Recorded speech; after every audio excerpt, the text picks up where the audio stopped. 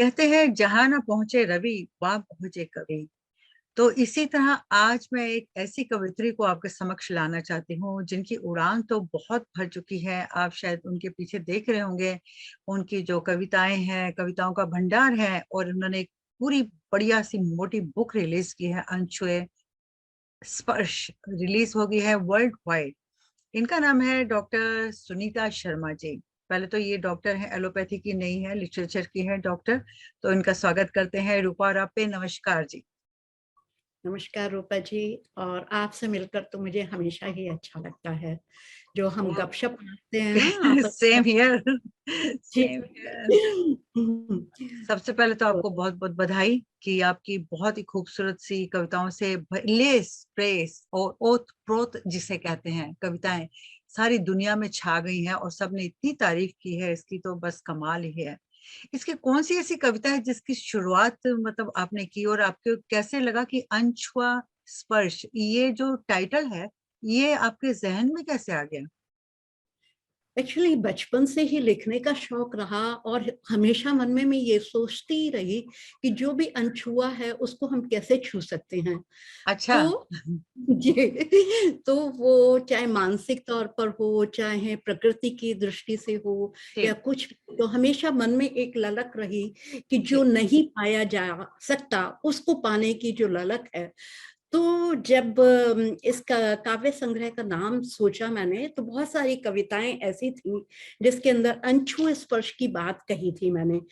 तो मुझे ऐसा लगा कि अच्छा है, क्यों ना इसका काव्य संग्रह का नाम अनछुआ स्पर्श ही रख दिया जाए। ये देखिए, क्या ये बात है, क्या बात है, बहुत बहुत मुबारक।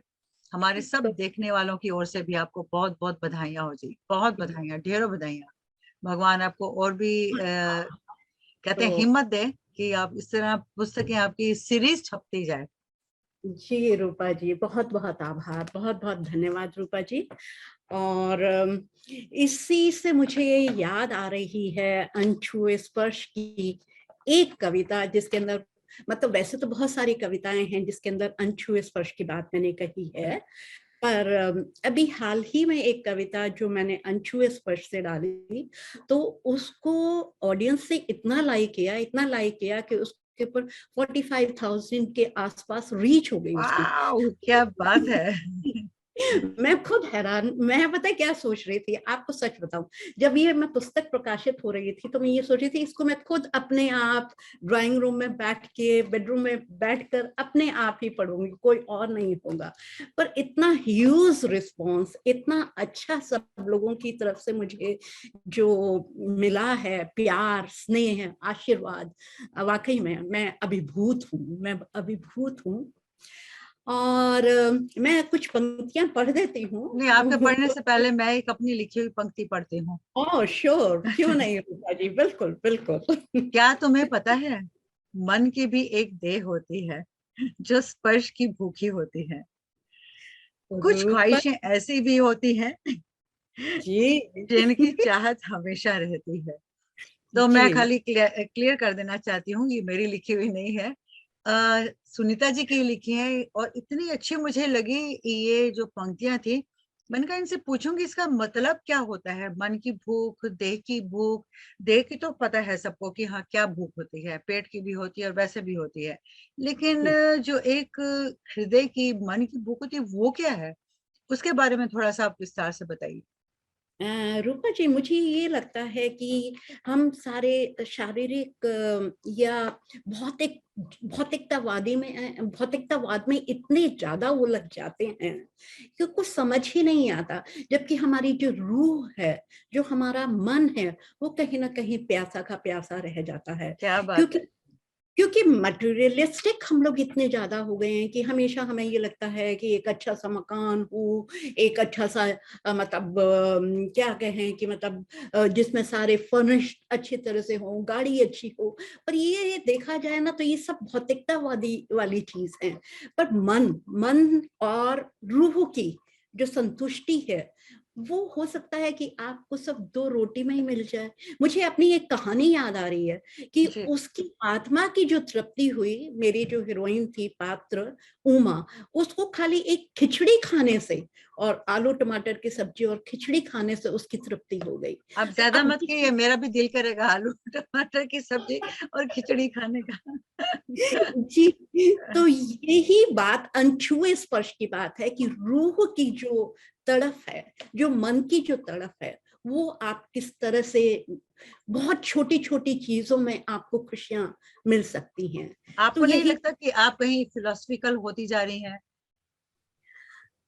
शायद हो सकता है कि मैं ये तो नहीं कहूँगी कि उम्र की बात है, पर शायद हो सकता है कि मैं थोड़ी-सी फिलॉसफिकल बचपन से ही रही।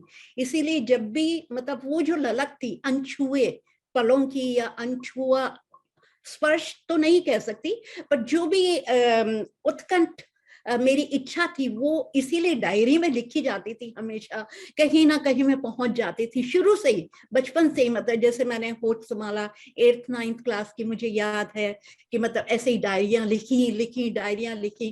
फिर बाद में सब लोग कह रहे तुम इतना अच्छा लिखते हो, क्यों नहीं इनको पब्लिश कराते? मैंने कहा पब्लिश? इसमें ऐसा क्या है पब्लिश कराने वाला? पर उन्होंने कहा नहीं, तुमको पब्लिश कराना चाहिए।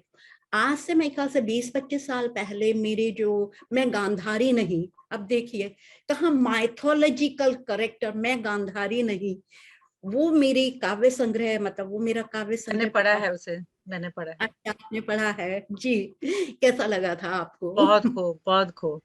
बहुत जी प्रेरणादायक भी था और बहुत अनूठा था, अलग हटके था। जी, जी, तो बहुत-बहुत आभार उसके लिए।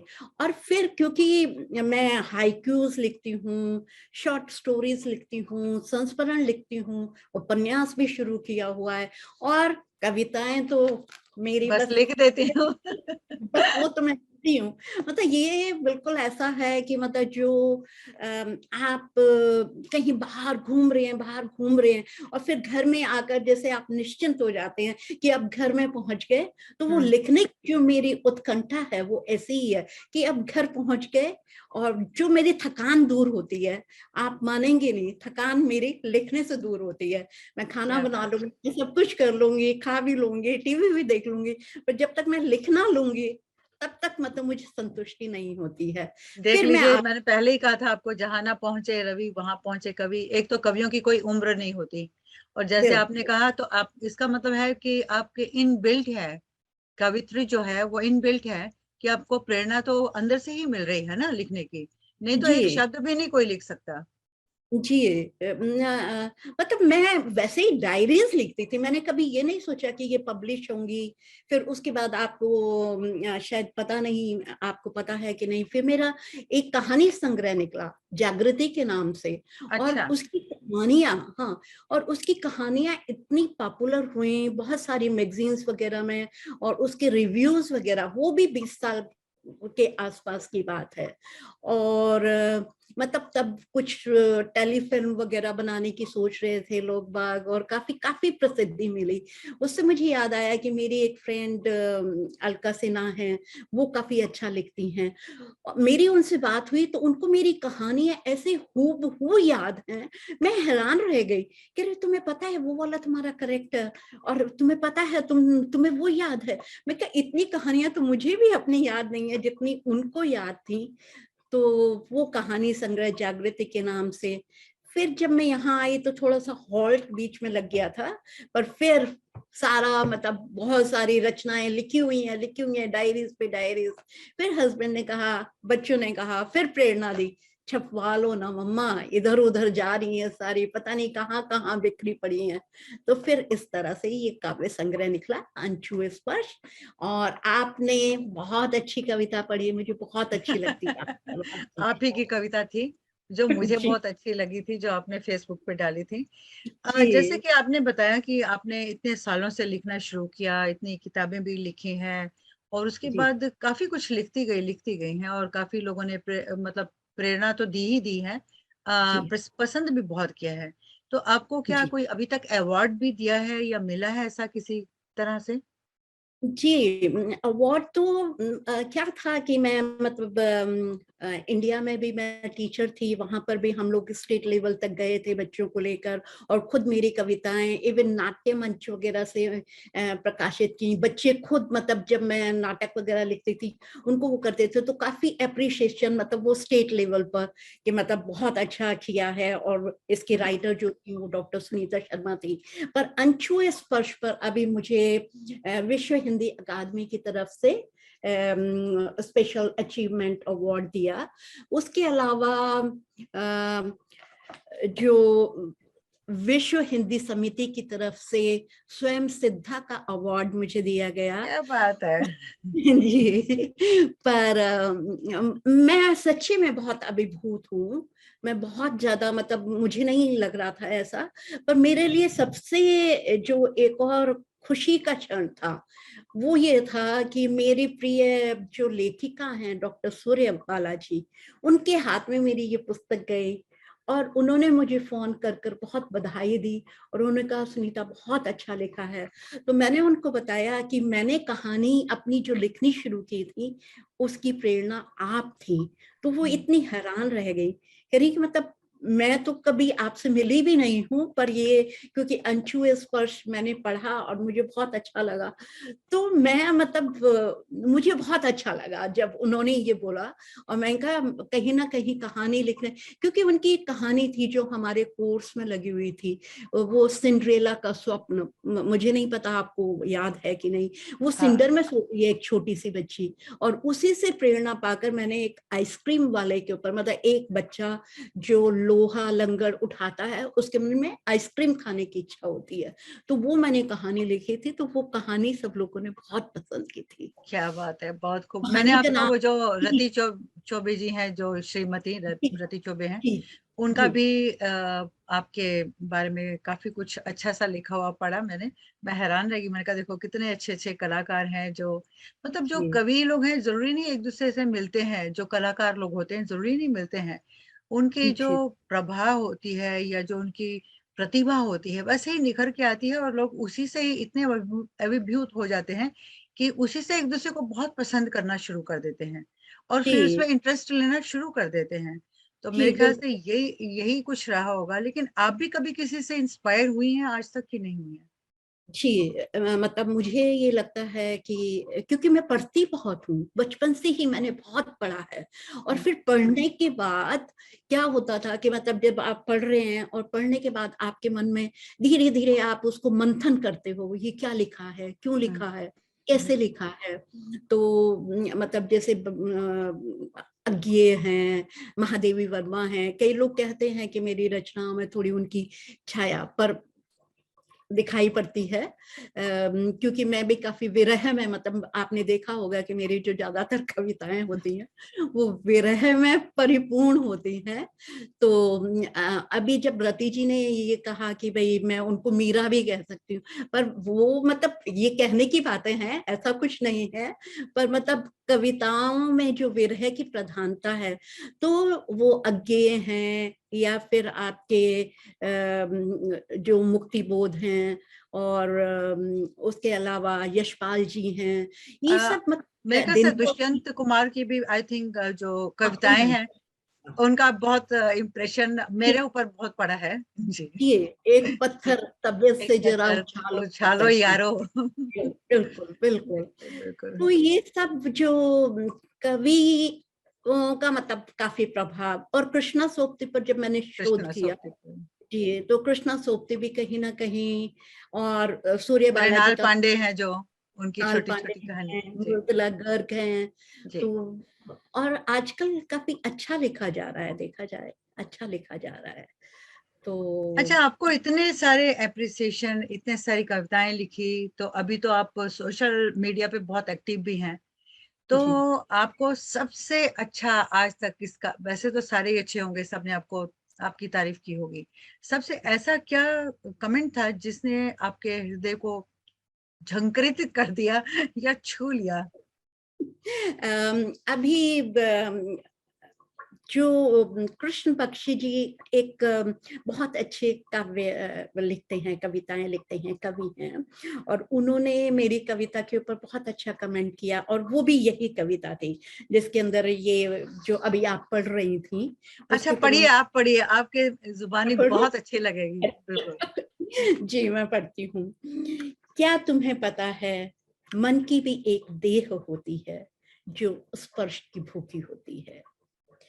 कुछ ख्वाहिशें ऐसी भी होती हैं जिनकी चाहत हमेशा बनी रहती है, और तुम्हारा स्पर्श आयु से परे बेपनाह खूबसूरती का एहसास कराता है।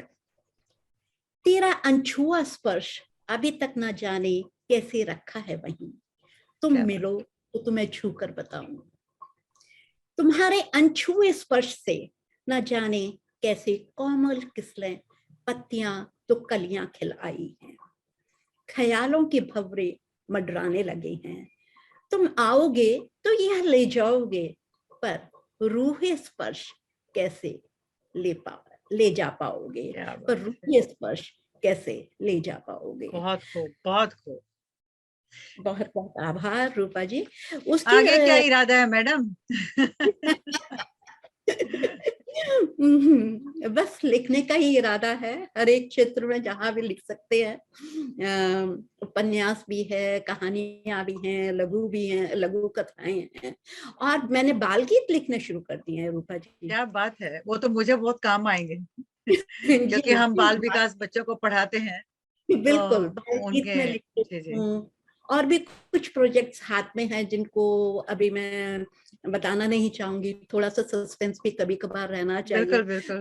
बिल्कुल। पता तो लगे कि आगे क्या होने वाला है, थोड़ा सा इंतजार करें, वेट एंड वॉच। ओह क्या बात है। वैसे आपको क्या लगता है कि आप किस तरह की ज्यादा कविताएं या स्टोरीज लिखते हैं? जैसे व्यंग्यात्मक हो गई, या पॉलिटिक्स राजनीतिक पे हो गई, या गरीबी पे हो गई, या मालो माल पे हो गई, या आदमी औरत पे हो गई, वासनाओं पे हो गई, किस चीज पे आप लिखती हैं ज्यादा? रूपा जी आप हंसेंगी वैसे इस बात पे कि मैंने कभी इस तरह से सोचा ही नहीं। वैसे मुझे राजनीति तो कभी नहीं पसंद आई, मैं राजनीति वाली नहीं हूँ, तो इसलिए मैं राजनीति पे नहीं लिखती कुछ भी।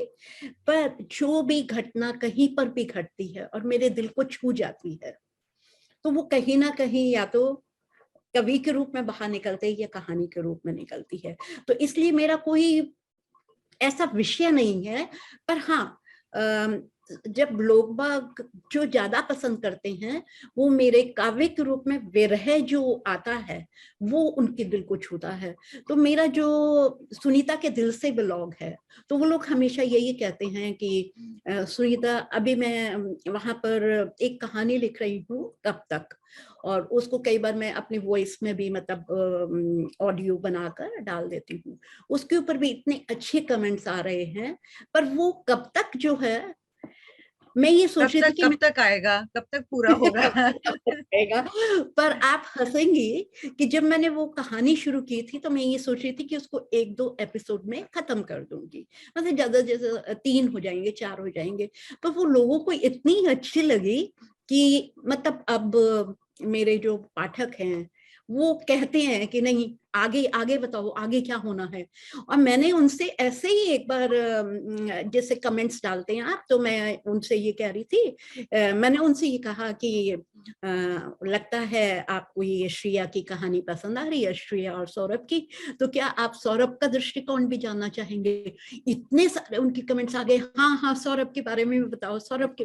कहा मैं क्या सोच रही थी बात कि है। अब ये कहानी खत्म हो जाएगी, पर जब उन्होंने सौरभ का दृष्टिकोण पूछा, तो अभी उसके 14 एपिसोड्स हो चुके हैं, तो वो वाओ। कहानी बनी जा रही है, चले जा रही है, जी। और बहुत सराही जा रही है। उसके अलावा स्त्री के ऊपर मैंने काफी जो मतलब स्त्री के ऊपर काफी एपिसोड मैंने लिखे कि स्त्री की क्या सोच होती है, वो किस तरह से आगे बढ़ती है, एक सामाजिक उसको लेकर, और रूढ़िवादिता, और आजकल कैसे बदलाव आ रहे हैं। तो ये भी मेरे ब्लॉग पर हैं, और बाकी क्या मेरा बात है, हम दोबारा आपका जो इंटरव्यू लेंगे नेक्स्ट टाइम, तो उस समय पूछेंगे कि और क्या क्या है। इस समय तो सबसे पहले अपनी ओर से और अपने साथियों की ओर से आपको बहुत बहुत बधाई। और आपने जी। इतना सारा समय निकाला इसके लिए बहुत-बहुत शुक्रिया, बहुत-बहुत थैंक यू। बहुत-बहुत आभार रूपा जी, और इसी आपसे तरह बात लिखते रहिए, आगे बढ़ते रहिए। नमस्कार। धन्यवाद। जी, धन्यवाद।